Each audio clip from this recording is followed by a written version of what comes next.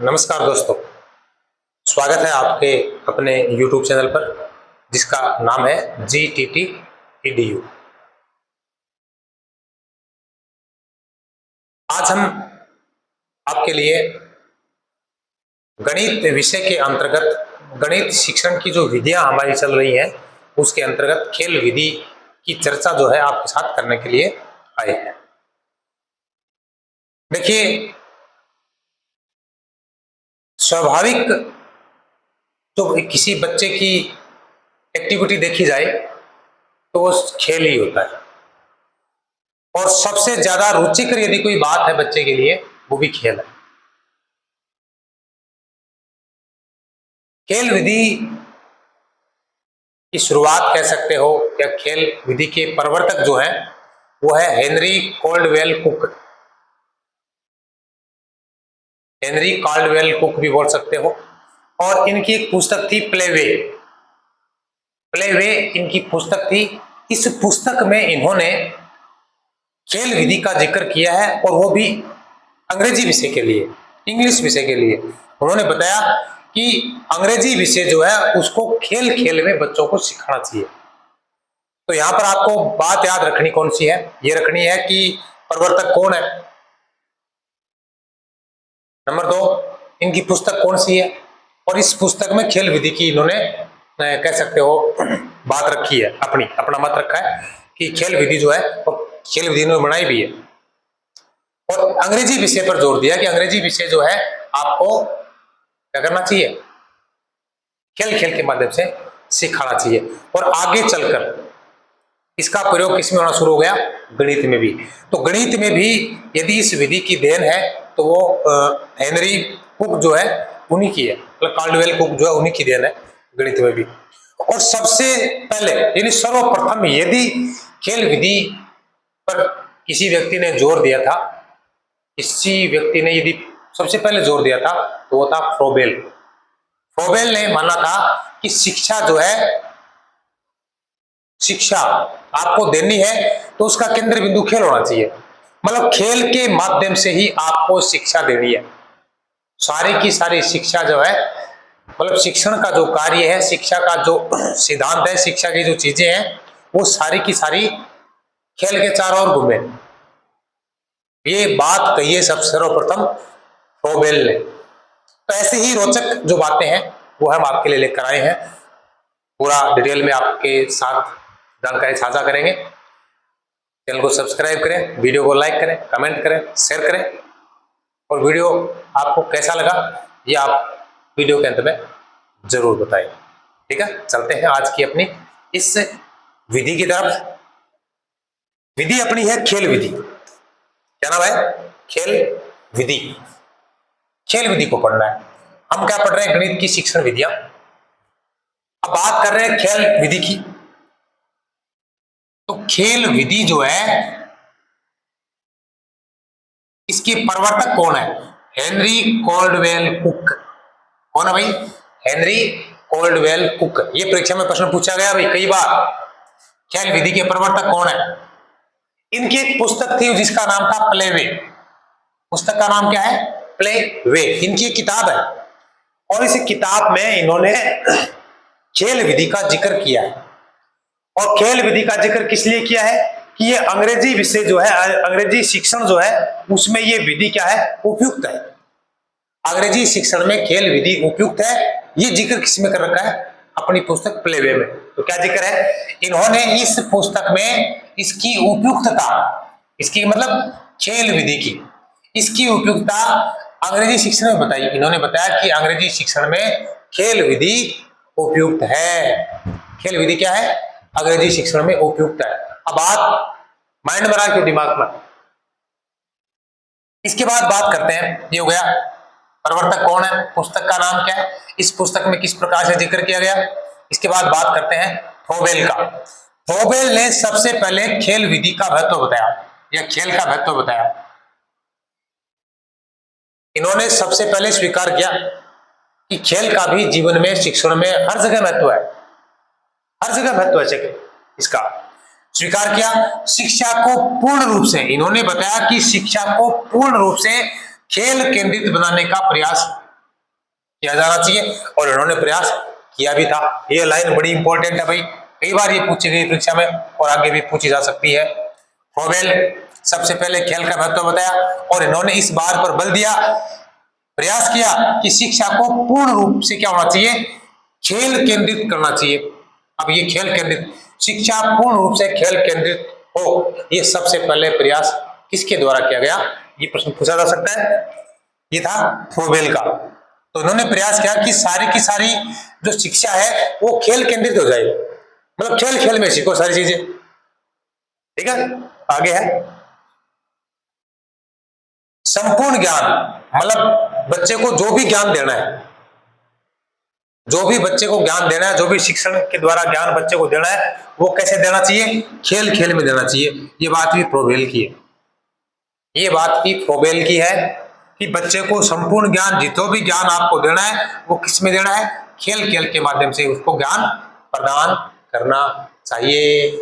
आगे चलते हैं, अब पढ़ते हैं इसके गुण। गुण क्या है, मतलब मनोवैज्ञानिक विधि है। मनोवैज्ञानिक विधि मतलब एक बात देखो, मनोवैज्ञानिक विधि को मतलब क्यों क्यों, मतलब मनोवैज्ञानिक बात यह है कि अपनी रुचि के अनुसार यदि कोई काम हो रहा है तो अपनी मानसिकता, आपनो स्वभाव, आपनो व्यवहार प्रतिकूल हो सी, सारा का सारी चीज अपनी प्रतिकूल हो जैसी, मतलब आप ज्या कुछ करना चाह रहे हैं, दिमाग में कुछ चल रहा है और बी के अनुसार ही वातावरण यदि बन रहा है, या कैसे का वातावरण के अनुसार ही कोई चीज सामने आ रही है, लेकिन आप एक्सेप्ट करांगा नहीं करांगा, बिल्कुल वातावरण के अनुसार कोई बात होगी तो दिन आप क्या करांगा, आप एक्सेप्ट करांगा। तो देखो बच्चा ही, बालक जो है, बालक का सबसे ज्यादा रुचिकर चीज क्या है, बालक के लिए रुचिकर क्रिया क्या है उसके लिए, तो बालक के लिए सबसे ज्यादा रुचिकर चीज है खेल, है कि नहीं है। और आपको क्या करना है, खेल ही खिलाना है, खिलाना भी खेल है, जो उसकी रुचि के अनुसार है, जो उसके स्वभाव के अनुसार है, जो उसके व्यवहार के अनुसार है, वही काम आप करवा रहे हो, तो बच्चा क्या करेगा भाई,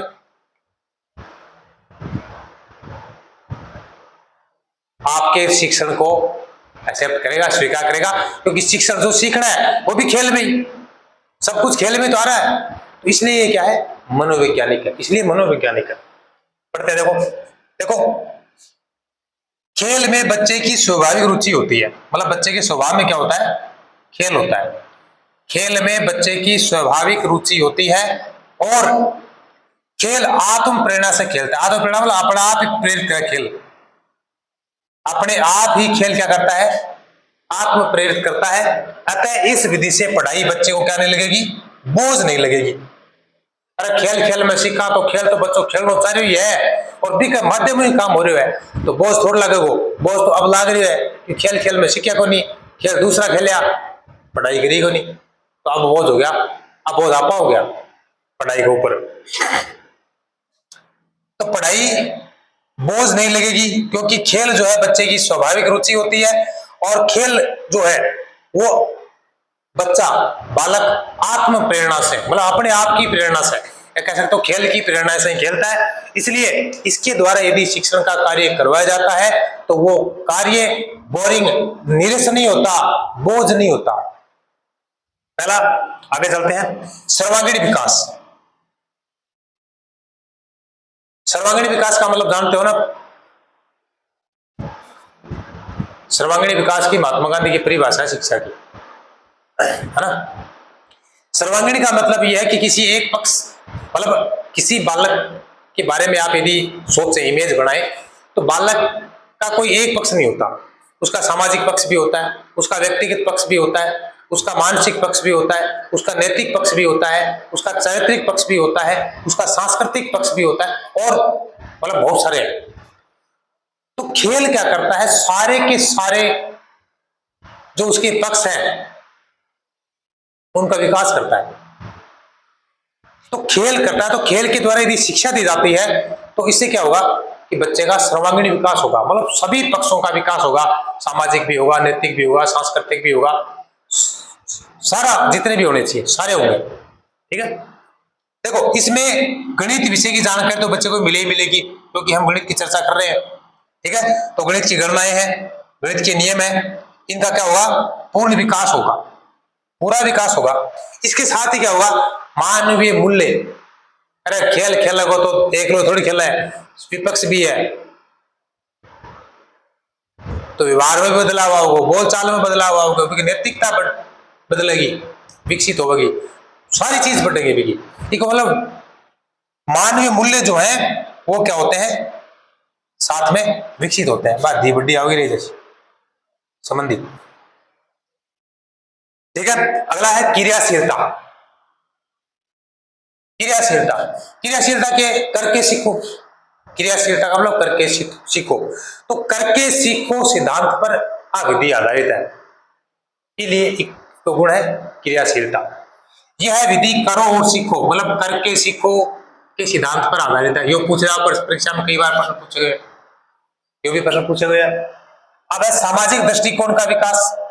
सामाजिक दृष्टिकोण विकास को मतलब क्या होगा, मतलब बच्चा क्या करेगा भाई, खेल एक लो तो खेलेगा नहीं, और भी सारे खेलेगा ना, तो आपस में क्या होगा, एक दूसरे के सहयोग की भावना बढ़ेगी। अरे खेल में एक लो तो कौन जितास के ना, खेल तो सामूहिक हुआ है, खेल में सामूहिक प्रयास होता है, और सामूहिक प्रयास में सामूहिक सहयोग होता है। इससे क्या होगा, सामाजिक दृष्टिकोण बढ़ेगा, एक दूसरे का सहयोग करने की भावना विकसित होगी। तो पारस्परिक सहयोग से काम करने की प्रवृत्ति जो है वो बढ़ेगी, जिससे सामाजिक दृष्टिकोण जो है वो बच्चे का क्या होगा, विकसित होगा। अगला है स्वतंत्रता का वातावरण। देखो स्वतंत्रता का मतलब ये हुआ कि खेल के बाद बच्चों जो है वो स्वतंत्रता महसूस करे, अपना आपने स्वतंत्र महसूस करे। क्यों करे, क्योंकि खेल के प्रेशर के अलावा कोई दूसरा प्रेशर को नहीं हुआ है, और वो प्रेशर है बिन बच्चों रुचि कर ले क्या है, देखो एम हो जाए चीज। तो खेल कोई भी खेल रहे है, वो खेल खेले जाओगे खुले हृदय से, खुली मस्तिष्क से, या खुले मस्तिष्क से। तो खुले मस्तिष्क हूं, खुले हृदय हूं, बिना कोई भय के, बिना कोई दबाव के यदि आप कोई काम कर रहे हैं, स्वतंत्रता पूर्वक हो रहे हैं काम, तो स्वतंत्र वातावरण को निर्माण होगा ना, वो भी फायदे बच्चों को खुला हो जाओ, खुला। इसके बाद है रुचिशील विधि। रुचिशील क्यों है, क्योंकि टाबर की मतलब सोच, टाबर चाहे ही खेलना है तो रुचि हो जाएगी। अरे जको टाबर चाह कोई आप कर रहे हैं तो रुचि हुई को नहीं हुई ना। हाँ, इससे क्या होगा, अब बच्चा जो चाहता है वही आप कर रहे हो, उसके माध्यम से आप काम कर रहे हो, तो बच्चा रुचि लेगा या चुपचाप पड़े रहो, निरस्ता नहीं रहेगी।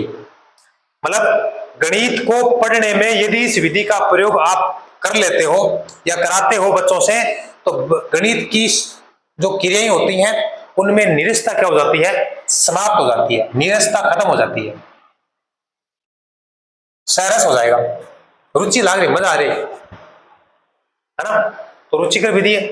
अब दोष है केवल एक मात्र, कमी की बात करा, कमी यही है इगमा, गणित की सारी क्रिया, गणित का सारा पाठ जितना भी अपन दे रहा, कहीं सारा का सारा ही विधियों संभव ही को नहीं, क्योंकि कई प्रश्नावली कैस को कई पाठ है का भी उसके जगह गमा खेल काम ही गुनिया है, खेल में सीख कर सका, तो आएगी छोटी सी कमी मान सको, बाकी सारा का सारा गुणी, और छोटा बच्चा के लिए बड़ी जोरदार चीज है, बड़ी ही जोरदार चीज है छोटा बच्चा के लिए सीखना खातर। ठीक है, तो कमी क्या है, इस विधि के द्वारा गणित के सभी पाठों को नहीं पढ़ाया जा सकता है, या इसकी क्या है, कमी है।